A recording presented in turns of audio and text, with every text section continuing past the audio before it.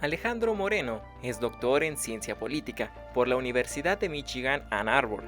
Es profesor del Departamento Académico de Ciencia Política del ITAM y miembro del Sistema Nacional de Investigadores Nivel 3.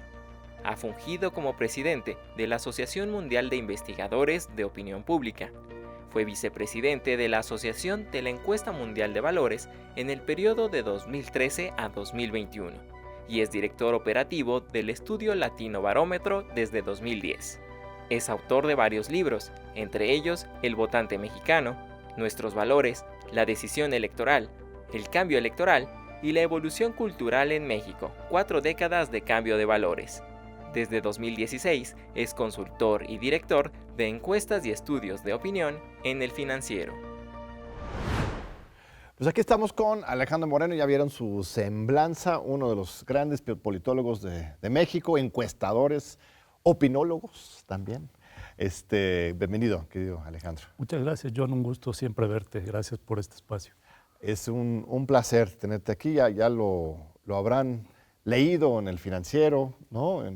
Antes escribías en Reforma, ¿no? Era tu casa, ahora estás en El Financiero y pues tienes muchos libros sobre este tema de la cultura política, de la opinión pública de los y las mexicanos. Y el libro más reciente, el que estás presentando ya estos meses, es el de la evolución cultural en México, publicado por la Fundación Banamex.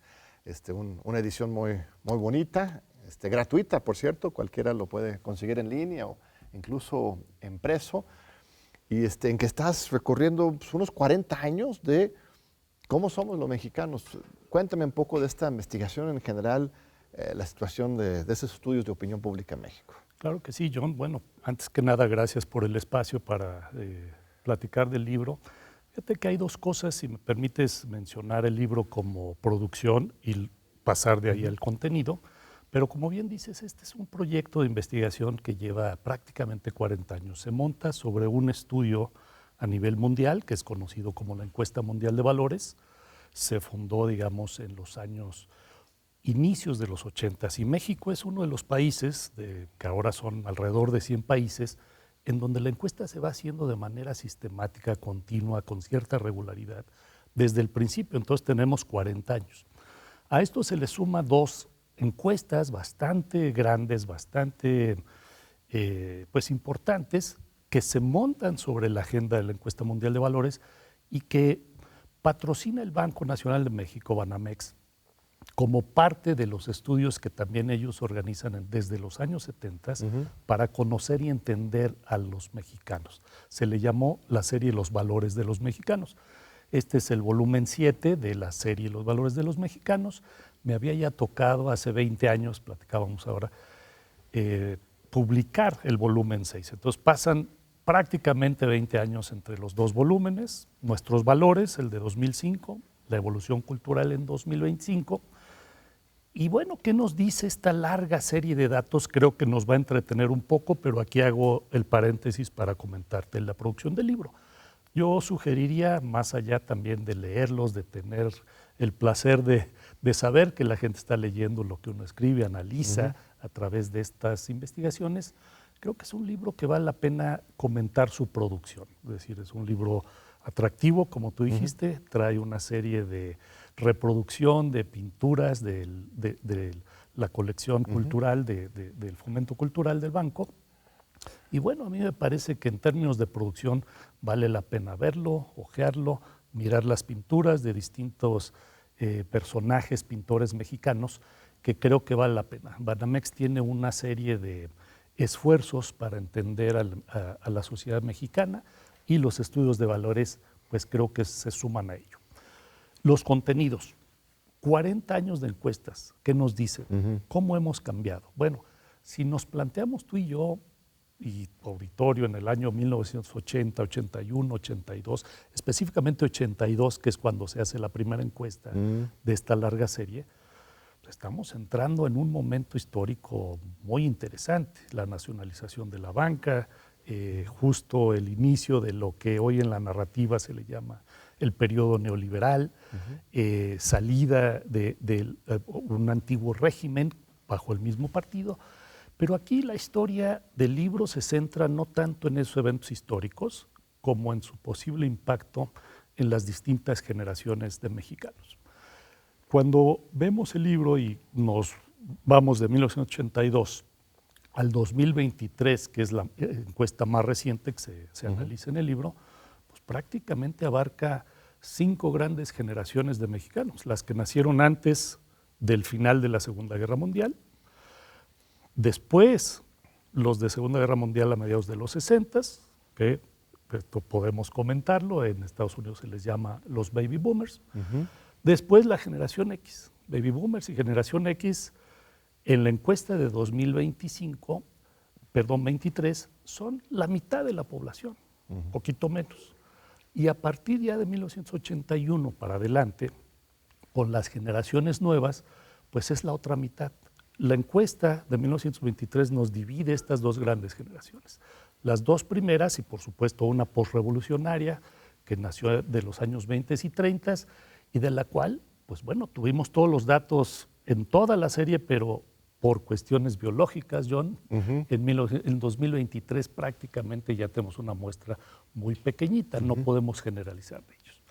La historia de este libro es una historia de cambio, cómo hemos cambiado, qué ha cambiado nuestra cultura, hacia dónde nos estamos moviendo, y me parece, si me permites ponerlo como una pequeña provocación, una historia del futuro, en tanto que a través de los valores de las nuevas generaciones empezamos a mirar cómo se puede forjar el México del 2040 al 2050 o después, cuando estas generaciones jóvenes de hoy, las llamadas generaciones digitales, estén dirigiendo lo que son nuestras instituciones en el país, desde la familia hasta el gobierno, hasta las grandes empresas, entre otras. Pues uno tiene la sensación de que ha habido un cambio vertiginoso en esta materia. Pues quizás uno ya, como grande siempre, los viejitos, vamos a ver los jóvenes, ay, pues ven las cosas de manera diferente, ¿no? Ya no los entendemos, ellos a mí tampoco, la brecha generacional. Pero pareciera que hubiera algo especial, particularmente rápido se están cambiando las cosas. En particular, como dices, las generaciones digitales, los que crecieron con el tablet en la mano y el celular en la oreja desde muy chiquitos, y los que más bien tuvieron una infancia análoga o de televisión, pero y ya hasta grandes empezaron a acomodarse ellos a las tecnologías, ¿no? Esa sí es legítima como una división específica de las diferentes generaciones o formas de ver el mundo. ¿Lo ves en los números? Sí, definitivamente. Aquí lo que estas 4 generaciones nacidas desde el 45... A ver, vamos a repasarlo rápido. Entonces, son los baby boomers, que es el concepto posguerra, 45, ¿no? 65 nacidos. Los que nacieron. Después... generación X, 65, 80 más o menos. O sea, tú y yo somos generación X. Yo nací en 68, completamente a la mitad de la generación X. Yo 73, entonces también soy X. Somos X. Y eso dura hasta 80 más 80. Y a partir de 81 a 96, por allí, 15 años, la generación de millennials, la que llega, digamos, a la adultez, ¿no? De en inicio, el milenio, con el milenio. Y después la llamada generación Z o centennials, que son los nacidos entre 97 y 2012, que para el momento de la encuesta todavía muchos no habían claro, llegado a la adultez. No se ha madurado todavía esa generación. ¿Qué quiero decir? Que en la encuesta de 2023 que se analiza aquí, apenas tenemos la mitad de la generación Z retratada, es decir, faltaba todavía el arribo a la adultez de la otra mitad, pero aún así con esa mitad más de mayor edad de la generación Z, de la generación más joven, los cambios que estamos viendo se ven impresionantes. Cuando dices, a ver, ¿qué está cambiando? Tenemos aquí, déjame para darle un contexto a esto de los cambios. El libro se basa en la teoría que se desarrolló de la Encuesta Mundial de Valores, prácticamente de una evolución de los años 60, muy tormentosos socialmente, de mucha protesta, de mucha concientización, ¿no? Si recuerdas más o menos lo que se pensaba, y va a sonar muy actual, es estos jóvenes distintos que crecieron en un ambiente diferente, con mucha mayor sentido de bienestar debido a pues, periodos de paz, de crecimiento económico, y que de repente llegan a la adultez y empiezan a manifestarse de una manera que las generaciones previas no entendían y que los veían distintos, incluso frágiles, ¿no? Incluso hoy se usa mucho a mí no me gusta, pero el término de generación de cristal. Si pensamos en los baby boomers de los años 60 que empiezan a manifestarse y a protestar, pues es esa generación también muy frágil, con valores distintos. Y esa generación trae un tipo de socialización diferente de acuerdo con la perspectiva teórica que se vino desarrollando, con más paz, con más bienestar, con un sentido de bienestar subjetivo, que hace que tus prioridades valorativas cambien.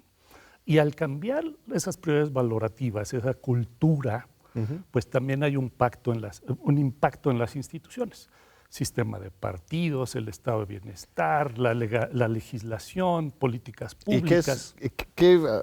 Entiendo el resultado, pero todavía no logro captar cuáles son esos nuevos valores. A lo que voy es, a ver, esta generación que traía nuevos valores, básicamente de autoexpresión, rompiendo con la tradición un poquito más seculares que sus predecesores, mucho más guiados por un sentido de autonomía individual, con cambios en la tolerancia hacia los roles femeninos. Esto viene, como sabes, de los años 60, de igualdad de género, una mayor conciencia ecológica. Hoy pensamos en el cambio climático, en las Greta Thunberg de la generación Z, pero realmente el ecologismo empieza en los años 60 con estas generaciones. Entonces ahí hay una serie de valores nuevos fundamentales que no se tenían antes.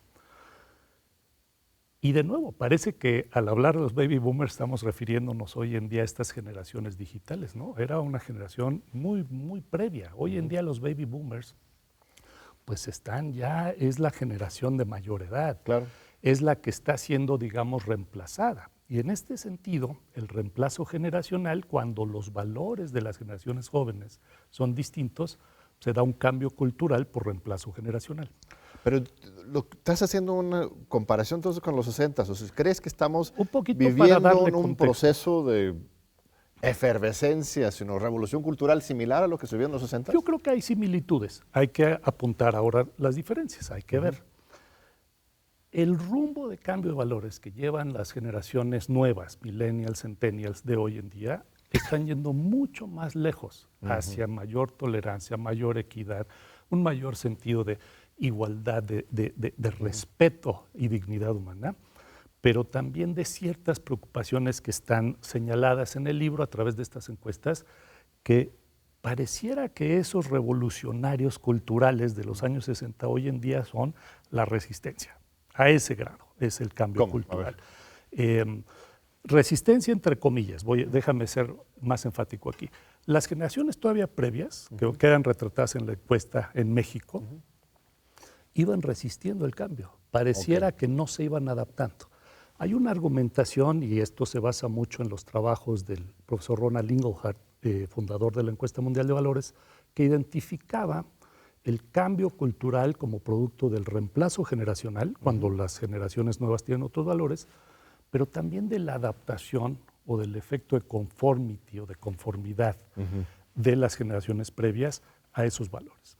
Lo que estamos viendo en México es que esa proyección que vio él en Europa hace 40 o 50 años, probablemente más, prácticamente se está replicando, no porque haya una cuestión de reproducción histórica, no, pero sí hay una argumentación de que generaciones nuevas te están llevando en otra dirección y las generaciones, por ejemplo, pregunta para ti, tu auditorio, quienes tenemos hijos, quienes tienen hijos, ¿nos estamos adaptando más nosotros a sus valores hoy en día o ellos a los nuestros? Pues es buena pregunta. Bueno, en ese sentido siempre ha existido este intercambio generacional, pero sí creo que hay mucho más liderazgo, ¿no? O de las generaciones jóvenes. Están más seguros de sí mismos, ¿no? Quizás. Y nos arrastran ahí atrás de ellos. Yo estoy de acuerdo, por lo menos en mi caso, y me da mucho gusto. Pero también hay algunas facetas muy preocupantes, ¿no? Hay más individualismo, más soledad, quizás más violencia en cierto sentido, violencia verbal, por lo menos esta polarización en las redes, ¿también eso lo detectas?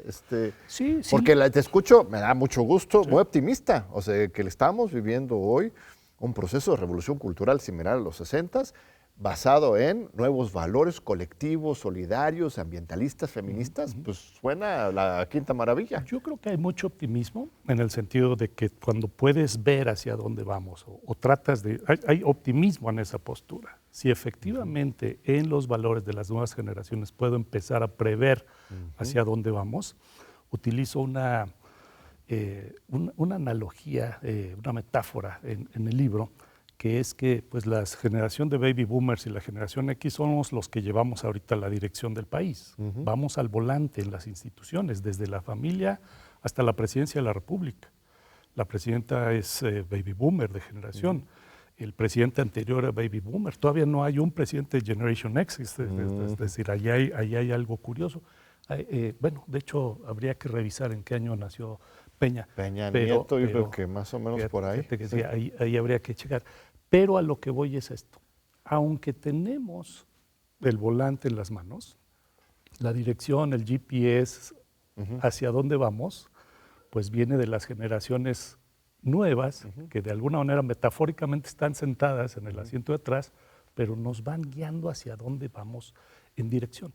Una sociedad con valores que se transforman y que las generaciones previas estamos asumiendo también como nuestros, ese efecto de conformidad, de transformación, de adaptación. Y esto es lo que me hace pensar optimistamente en que conociendo esos valores podemos imaginarnos un poquito hacia dónde vamos. Te voy a interrumpir un segundo porque ya me están llamando a corte y regresamos para la segunda parte de esta gran entrevista. En 2 minutitos continuamos con Alejandro Moreno, académico del ITAM, experto en opinión pública y en muchas otras cosas. No se vayan. Aquí seguimos con Alejandro Moreno, gracias a nuestro público, gracias, estimado Alejandro. Estamos analizando esto de los cambios generacionales, los valores. Señalas algo muy interesante, no solamente tienen otros principios y valores esta nueva generación, sino que también están ya ejerciendo un liderazgo, no sé si usar la palabra hegemónico, pero dominante sobre la sociedad. Eso es único, diferente. No es siempre así, que las nuevas generaciones son los que al final de cuentas señalan el camino. Mira, en grandes momentos de cambio donde sí hay esas diferencias, sí.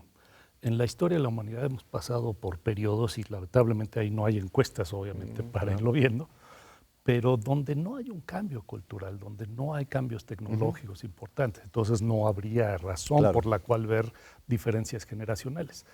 En la encuesta mundial de valores, dado que tenemos distintos contextos, por ejemplo, hay países, hay contextos de desarrollo socioeconómico muy distinto, y hay sociedades donde no hay diferencias generacionales muy importantes, varias del mundo, otras donde son impresionantemente una brecha muy abierta, ¿no? Y cuando hay estas diferencias, yo entiendo tu preocupación, John, decías, es que hay valores que preocupan, y creo que todo cambio de valores tiene un sentido potencialmente traumático para ciertas generaciones porque ponen bajo cuestionamiento lo que tú siempre has creído que es correcto. Esos son los valores. Es muy típico ver entre las generaciones previas que digan, no, es que ya se perdieron los valores, ya no se piensa como antes solíamos ser, o ya no aguantan como yo aguantaba, ¿sí? Y por ejemplo, esta cuestión de ya no aguantan las nuevas generaciones lo que yo aguantaba, no sé si es una señal de debilidad de las nuevas generaciones o de fortaleza de decir, a ver, eso no es tolerable, eso ya no es respeto, eso ya no. Y entonces ahí te están expresando, que esa es una de las cuestiones de cambio más amplias, ese mayor sentido de autoexpresión, de expresarte tú como individuo. Decías, a ver, también hay un temor del individualismo. Sí, ¿no? Hay un respeto por el individuo, un reconocimiento, una dignidad humana, pero también una preocupación por el planeta, por el mundo, por los conflictos internacionales, por los temas incluso epidemiológicos. Pero sabemos aquí los centennials crecieron, también es algo que marca la pandemia. Entonces, ¿cómo debemos ver eso? ¿Como una debilidad, como un fortalecimiento? Yo creo que es un cambio de valores, simplemente. Mejor, peor. Hablábamos recientemente con el director del Instituto Nacional de Psiquiatría. Aquí estuvo el doctor Eduardo Madrigal sobre la otra pandemia, la pandemia de salud mental, y hasta qué punto hay realmente un problema, que sí lo hay, una falta de atención también, público-privado, un área que tenemos que valorar más como sociedad, pero también es una cuestión de autoconciencia, ¿no? Antes, los mismos trastornos, ansiedad, depresión, pues uno los aguantaba, ¿no? Y ahora ya... ¿O los escondías? Los escondías, claro.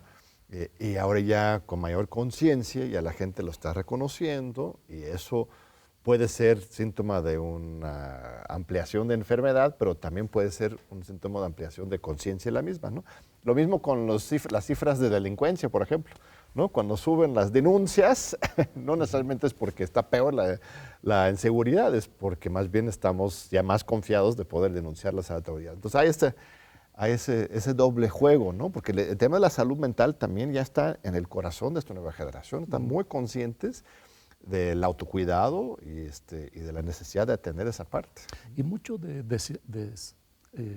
había mucho estigma, digamos, de eso, ¿no? Claro. Es decir, de inmediato caías en estereotipos, pareciera que se está debilitando esa estigmatización. Ahí, desde mi perspectiva, creo que sería algo positivo. Por supuesto, claro. De nuevo, cuando hablamos de valores, y aquí hay que entender esto, hablar de valores es hablar de cosmovisiones, y las cosmovisiones no son ideologías que saben que coexisten y compiten, ¿sí?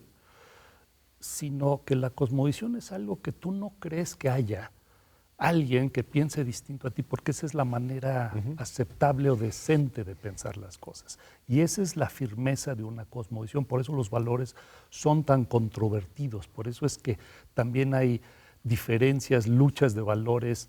Incluso se ha llegado a hablar de guerras culturales en otros países, ¿no? Ahorita yo creo que hablar de guerra hay que tener cuidado con ello, pero sí hay una incluso polarización de valores, sí la hay. Y en ese sentido creo que un punto de arranque es no necesariamente unos son mejores que otros, son diferentes. Y eso es algo que las generaciones nuevas están reconociendo. ¿Hay una americanización de los valores de los mexicanos? Mira, en el libro tengo un capítulo específicamente. Los primeros 4 capítulos, te explico un poquito la estructura, se basan en la parte teórica que fundamenta los cambios en 4 dimensiones, en 2 dimensiones de valores que tienen 4 tipologías. Los valores tradicionales de la religión, de la familia, que eran típicas de la sociedad agraria, el México retratado en los estudios de la mexicanidad de hace 80 años, retratan esa sociedad viniendo del México rural a un México más industrial, más profesional, de mayor desarrollo económico, por un lado, y luego otra dimensión en donde tienes valores de supervivencia, de escasez, con otros que son de autoexpresión, de bienestar subjetivo, y que también rompen y te cambian, digamos, el esquema de qué es lo que más importa en una sociedad en un momento dado.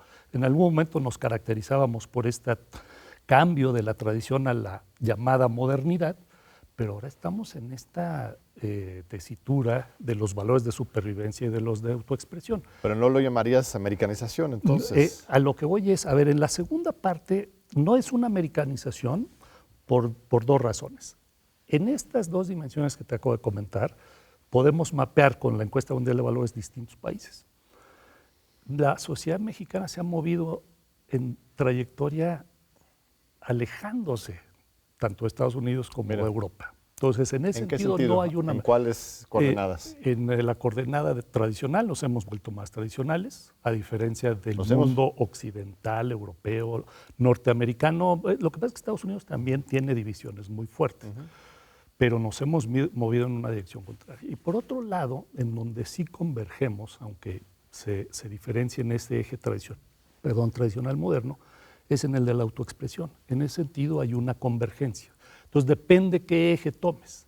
Hay un capítulo, la segunda parte se centra en la transformación política, un capítulo, la transformación económica, la cultural, de identidades, raza, etcétera, y los contrastes regionales.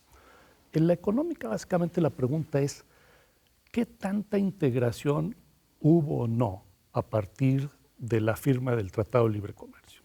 En ese momento, y es cuando yo empecé a participar en la encuesta mundial de valores, los primeros análisis se basaron en la convergencia cultural de Norteamérica, en este miedo incluso de Canadá de ser absorbidos por la cultura norteamericana. Es un capítulo al que le llamo los apocalípticos e integrados, un poquito en alusión a Humberto Eco, pero no por los medios de comunicación, sino por esta integración económica, familiar, regional, comercial. Y mira, los datos nos hablan de un proceso de integración muy fuerte, pero no absoluta. Ahora, y déjame terminar, las nuevas generaciones se están alejando cada vez más de Estados Unidos, de lo que baby boomers o la generación X ¿tiene más orgullo nacional, dirías, o más bien es simplemente un distanciamiento orgullo de los nacional Estados Unidos? igual, más o menos, porque nos une la parte tradicional y el orgullo nacional es uno de esos valores tradicionales junto con la deferencia a la autoridad. No así la religión, las generaciones nuevas están pasando por un proceso de secularización muy fuerte, muy importante, cambio notable, pero sí en términos de, no sé aquí si llamarle cosmopolitanismo o globalización, Claro. que están mirando más hacia otros lados. Y el tema, supongo, igual no sale aquí en tu encuesta, pero ahora hablaremos sobre tus encuestas más recientes, también las políticas, que también hay que entrarle ahí, pero supongo que el tema de Israel, Gaza, Palestina implica también un viraje fuerte para la juventud, con respecto a sus impresiones hacia los Estados Unidos, hacia todo el mundo y el fin del unilateralismo, el multilateralismo. Sí, definitivamente, y creo que son generaciones las más jóvenes, las más digitalizadas, que están viendo en las redes sociales de una manera globalizada lo que está pasando, con una enorme preocupación por estos conflictos. A ver, nada más regresando al tema de lo tradicional, porque esa palabra no sé. Desde mi punto de vista hay rasgos en México, por lo menos, no sé en otros países, que podrían asociarse con una visión tradicional, pero que en realidad son muy progresistas, ¿no? Porque muchas veces lo moderno puede ser incluso muy conservador, ¿no? Ve Javier Milei, muy moderno, muy urbano, muy globalizado, individualista, pero muy conservador. Mientras pues algo como los zapatistas de Chiapas, que son de un movimiento indígena, llamando a la Revolución Mexicana, una tradición histórica, terminan siendo muy a favor del cambio. Entonces, tradición no necesariamente implica conservador, más bien al contrario a veces. Yo creo que es una buena distinción y efectivamente creo que no habría que, van correlacionadas, parece que conceptualmente son sinónimos, pero habría que diferenciar. Y te voy a decir también, dentro de los valores tradicionales hay que diferenciar ciertas cuestiones. A ver, en general hemos regresado a los valores tradicionales en muchos sentidos, en la sociedad mexicana, hacia una trayectoria de vuelta hacia la tradición, pero a diferencia del pasado, antes la tradición se imponía, John. Los padres te decían qué estudiar, o con quién casarte, o si esto era aceptable o no.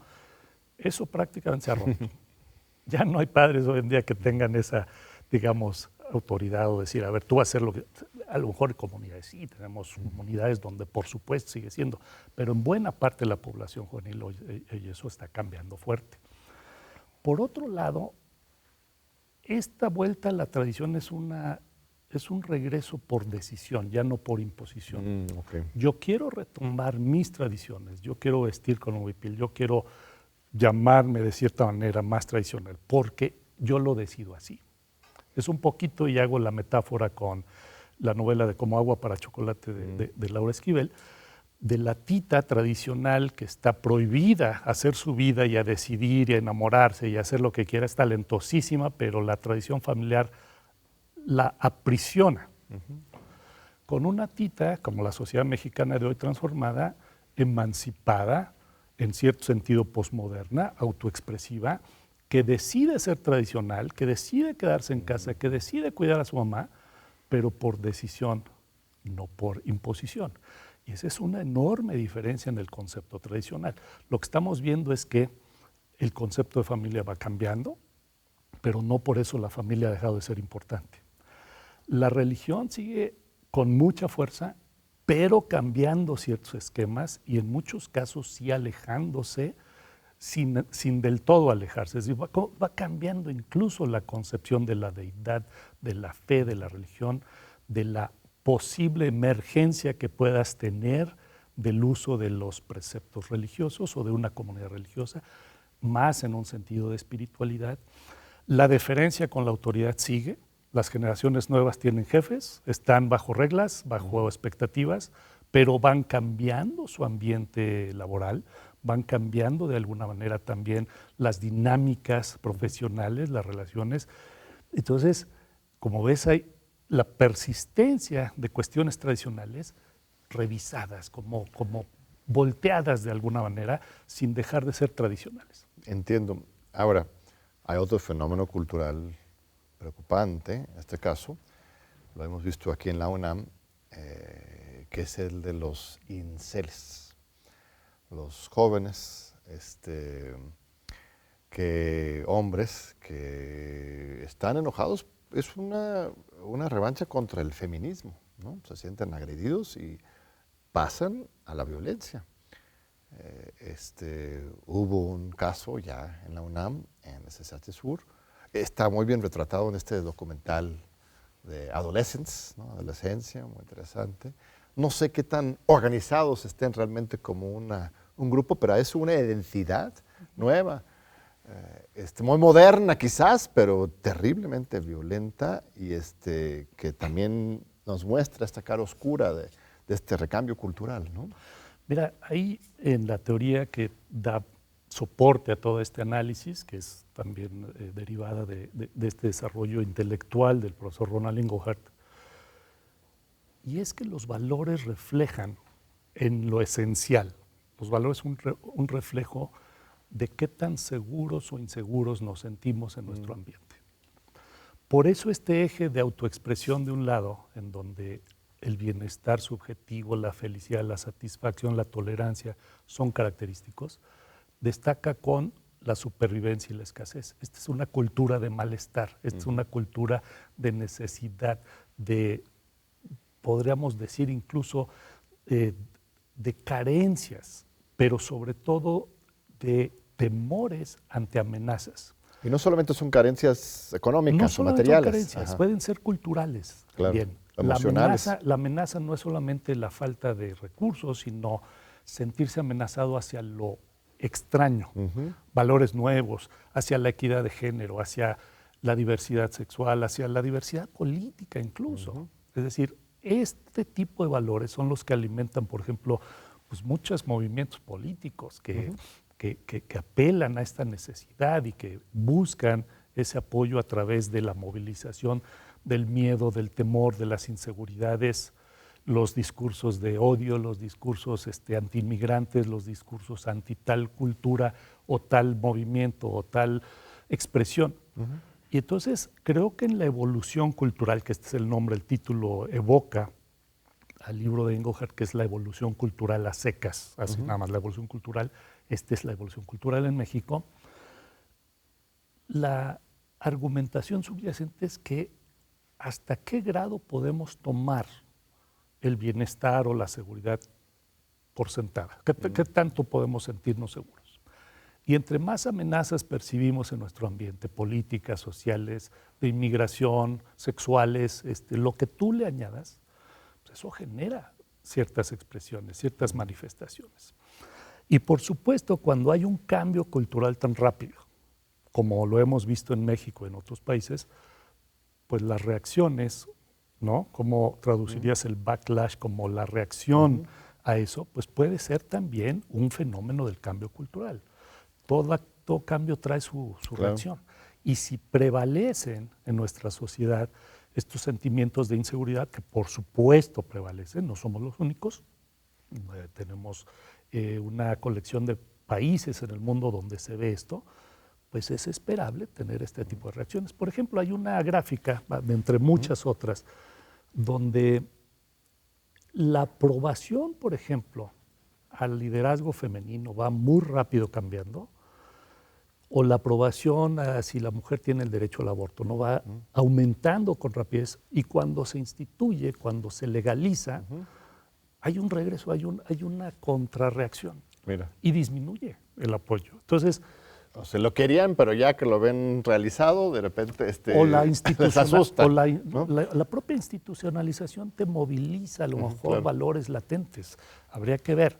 Vamos a un segundo corte, querido Alejandro. Regresamos ahorita en 2 minutitos para continuar con esta gran conversación, esta exploración de los valores, de la cultura política de los y las mexicanos. No se vayan, aquí estamos esperándolos. Aquí estamos con Alejandro Moreno. Gracias, Alejandro, por tu tiempo. Y mira, quiero pasar a el tema más candente, actual de la política, porque no solo escribes libros con reflexiones profundas sobre periodos de 40 años, sino que también estás en la trinchera todos los días, midiendo la temperatura de la opinión pública, haces encuestas electorales y muchos más. La pregunta para empezar, ¿por qué o cómo explicas el hecho de que Claudia Sheinbaum tenga una tasa de aprobación significativamente mayor a lo que tenía Andrés Manuel López Obrador? Muy interesante. Fíjate que yo creo que con la presidenta empieza una nueva etapa que hay que entender de la aprobación presidencial, del respaldo. La aprobación presidencial, John, déjame empezar con una premisa básica. Creemos que es un tema de desempeño de gobierno, creemos que es un tema de evaluación, de cómo la ciudadanía califica o evalúa al gobierno en turno.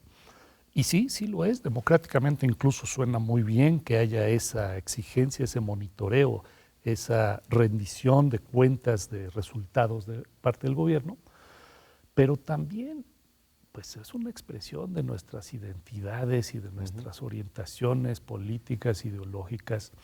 Y creo que Sheinbaum muy bien, aquí me gusta la metáfora del segundo piso de la 4T, porque se monta sobre ello. Es decir, podría ser que Claudia Sheinbaum tuviera estos niveles de popularidad sin pensar en AMLO. Es difícil. Es decir, ya es una especie de tendencia, si no es que inercia que viene de antes. Pero lo interesante que planteas es que no solamente está en los niveles del expresidente, que pues, era muy querido, que tenía popularidad como tal, sino que está rompiendo pues, los récords, ¿no? Y eso te habla, creo, también de una cuestión muy interesante de cambio en las perspectivas de liderazgo, de atributos que están viendo en la presidenta que probablemente se veían o no en los presidentes hombres previos. Ahorita va a ser muy interesante porque, bueno, creo que ahorita quiero decir en semanas recientes, cuando el tema de las inundaciones, de las lluvias, pues vamos a ver ahí si hay un factor empatía, por ejemplo, en la presidenta, en la mujer, que pudiera no haberse visto antes. Claro. Entonces, yo creo que ahí lo que estamos viendo es una serie de replanteamientos de los estándares que la opinión pública está checando. Y lo interesante que me parece aquí es, le da esto más teflón, le da esto más tiempo, le da esto más tolerancia. Hay que recordar, y aquí creo que Enrique Peña Nieto, quien sí era de generación X, ya corroboramos, nos da una excepción del comportamiento de la aprobación presidencial. Peña Nieto se desborda, se cae. Hasta 17%, alguna cosa así. Hubo encuestas de hasta 12%, es decir, cayó. Pero ningún otro presidente se ha comportado así de esa manera. Entonces fue la gran excepción. Creo que con base a Enrique Peña Nieto, muchos comentaristas políticos esperaban que la aprobación del observador también llegara a un punto de quiebre. Estuvo estable, incluso, y no es el único, en varias presidencias, incluida la de Peña, la aprobación presidencial al final tiende a subir un poquito. Siguiendo esos patrones, yo creo que la presidenta va a tener un piso de aceptación bastante, pues no estoy tratando de adivinar, para eso medimos, pero sería esperable que mantenga esos niveles de aprobación.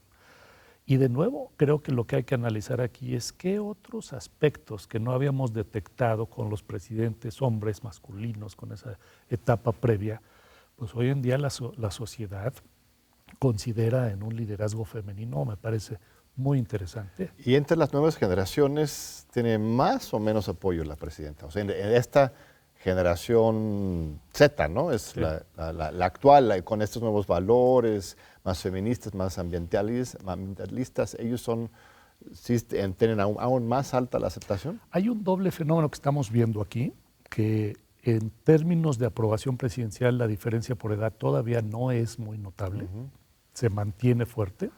Sí hay más apoyo de los mayores de 50 años. Sospecho que en parte tiene que ver porque son los principales beneficiarios también de programas sociales. Claro. Pero hay algo curioso, aunque los jóvenes, los menores de 30, por decirlo, o si quieres que dividamos en mitades, menores de 45, pero sobre todo menores de 30, aprueban ligeramente menos a la presidenta, pero en el caso del partido gobernante de Morena, ahí sí la brecha es más amplia. Es decir, las generaciones jóvenes son más críticas hacia el partido que hacia la presidenta. Claro.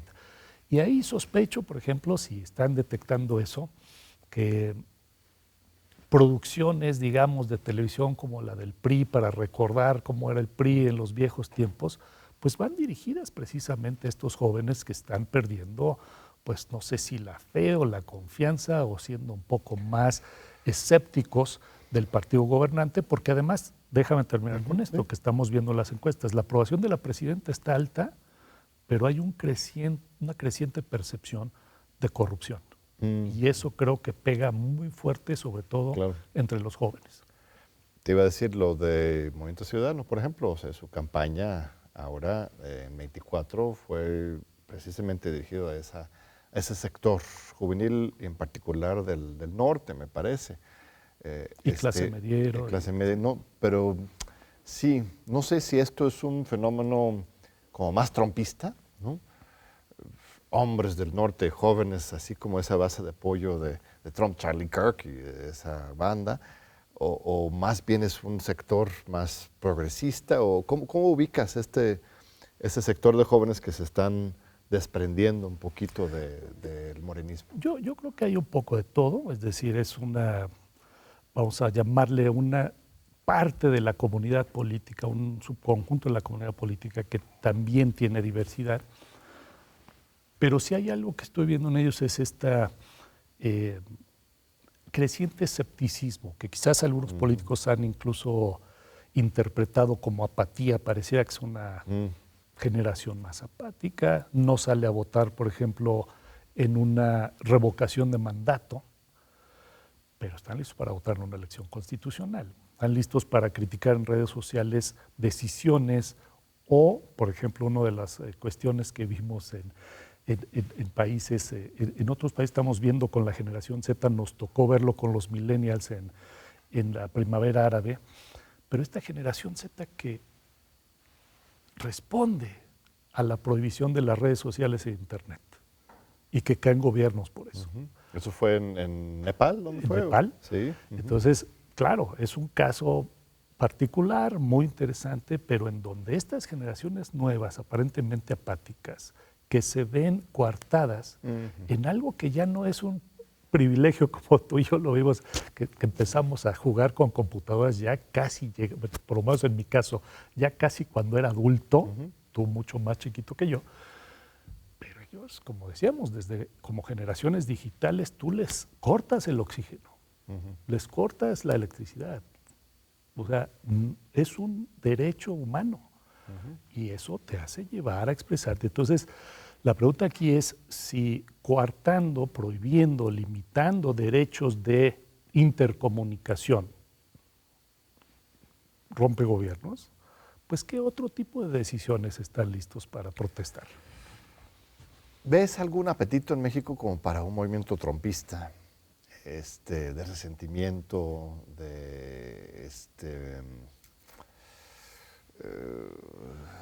pues eso, macho, de recuperar esos viejos valores. Lo del incel ya lo hablamos, una pequeña parte de esto, pero lo que es el trompismo es ese resentimiento grande. Hay posibles futuros candidatos presidenciales que incluso tienen muchas relaciones directamente con el trumpismo. Puedo pensar en uno o dos, y que quisieran reproducir aquí en México un viraje político así de golpe, en contra de la 4T. ¿Ves alguna corriente abajo que podría generar eso? Mira, la sociedad mexicana es muy plural. Yo creo que algo que no se nos tiene que olvidar es el enorme pluralismo que hay en la sociedad mexicana, de un extremo a otro, y con creciente polarización. Y en ese sentido, sospecho que los hay. De hecho, hay manifestaciones, claro que sí. Me sorprendió mucho cuando el exfutbolista o exfutbolista, ya no sé si es, no lo recuerdo, Chicharito habló de estas cuestiones de la mujer tradicional y en casa y demás, que habría más represalia, que habría más cancelación, por decirlo de alguna manera, y no, parece que tiene un mercado importante. No es algo que las encuestas periodísticas comunes y corrientes estén dándonos a conocer. Yo creo que hay que incorporarlo. Pero en la encuesta mundial de valores, que analizo en este libro y que tiene estos 40 años de desarrollo, claramente están los nichos de conservadurismo en distintas partes del país, tanto cuestiones regionales como de edad, pero también, por ejemplo, transformaciones a lo largo del tiempo donde vas viendo que la aceptación de la equidad de género como liderazgo político va al alza como cohete y de repente se estabiliza. Y ya no llega a crecer más, es decir, ahí sigue. ¿Qué quiere decir? Que el otro lado es el nicho de quienes están rechazando esa equidad de género. Entonces, de nuevo, resumen, creo que hay una sociedad muy plural en donde esos valores, esas expresiones ahí están.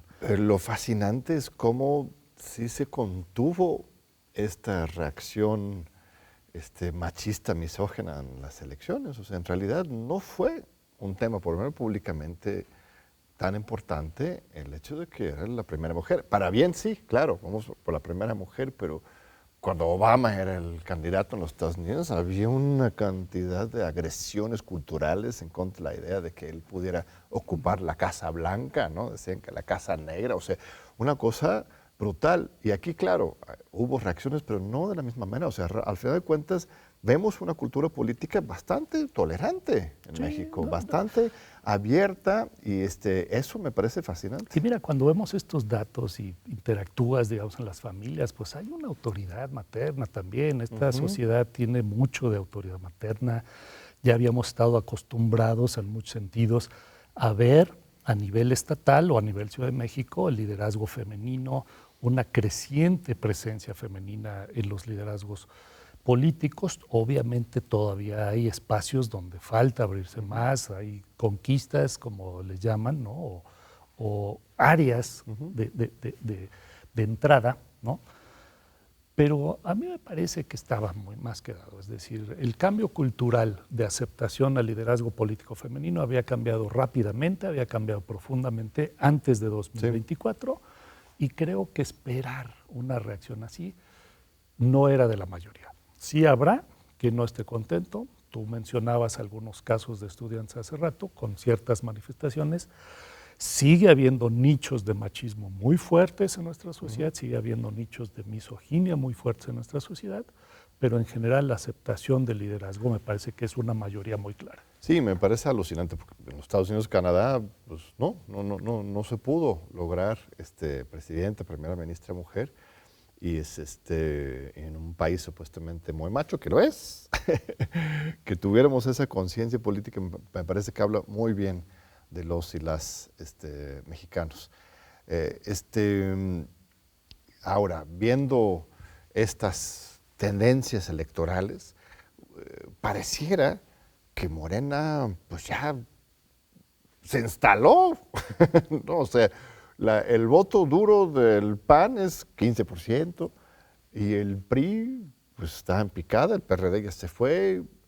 O sea, ¿cuándo habría una posibilidad de tener un sistema equilibrado otra vez? O sea, Morena pues va a quedar un buen rato, ¿no? Por lo que se ve.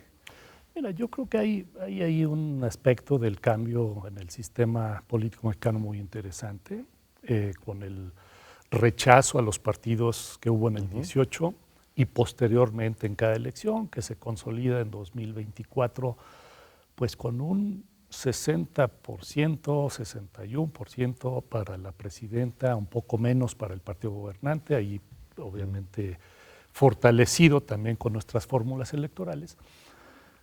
Y hay una cosa que creo que es muy clara. Está fortalecido sin una oposición importante, con el control de los recursos del Estado, con la simpatía de la presidenta, ¿sí?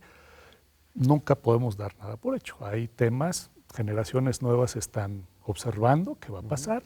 Como te decía, a ver, el tema de la corrupción pareciera que está creciendo. Hay aquí un asunto que hay que mantenerle el monitoreo. Y problemas nacionales que creo que también ponen ese reto hacia adelante. Cuando dices va a durar, pues sí, si me preguntas a estas alturas, es lo más probable en 2030 que siga, pues me parece que sí, lo más probable. Las probabilidades cambian, hay que decirlo. Uno nunca es determinista en estas cosas. Claro. Lo más probable es que continúe. No podemos ver más lejos en el sentido electoral de satisfacción de evaluación, donde creo que sí, y de nuevo una especie de invitación a tu auditorio a que le eche un ojo, una ojeada a este libro, sus gráficas, sus datos, es que creo que mirando los valores, preocupaciones y cosmovisión de las generaciones nuevas, podemos imaginarnos el México de 2040 o de 2050. ¿Hacia dónde vamos? Quizás más importante que alguna alternancia entre partidos, de fondo lo más importante va a ser la alternancia generacional, cuándo ocurre y qué implica en términos... Así es, ¿no? que aquí más que alternancia es reemplazo, claro. Porque las generaciones anteriores ya no regresamos. Pues sí. Alternancia quiere decir que claro. podemos... No, aquí ya es reemplazo. Democráticamente alternancia, y sí, pues habrá que ver, tenemos una reforma electoral allí pendiente, habrá que ver cómo cambian las cosas, la fisonomía, las fórmulas, pero ciertamente volvimos a un escenario. ¿Por cuánto tiempo? No lo sabemos, pero un escenario de un partido no hegemónico, porque creo que ese era otro concepto, pero sí bastante dominante, ¿no? Pues muy bien, que Alejandro, un último mensaje para los estudiantes universitarios. Claro que sí, agradecerte el espacio, invitarlos a que vean el libro. No hay, pues para un autor, tú lo sabes, más satisfacción que el libro encuentre en manos de lectores, y en este caso, pues también ojos, porque está en versión digital, se puede la versión digital ya es más difícil verla con las manos, ¿no? Este es un bonito papel, incluso si tú lo revisas, pues es una belleza del libro, ¿no? Pero versión digital, si me permites, Fomento Cultural banamex.org para descargar allí el libro en PDF. Y bueno, si hay manera de tener retroalimentación a través tuyo, de tu programa, pues te lo voy a agradecer muchísimo. Gracias por el espacio. Al contrario, muchas gracias a ti, gracias. Alejandro. Alejandro Moreno, gran académico, intelectual, estudioso de la opinión pública en México y más allá. Pues muchas gracias a nuestro gran público por estar con nosotros todos los domingos aquí en los Diálogos por la Democracia de TV UNAM. Te esperamos de nuevo en 8 días.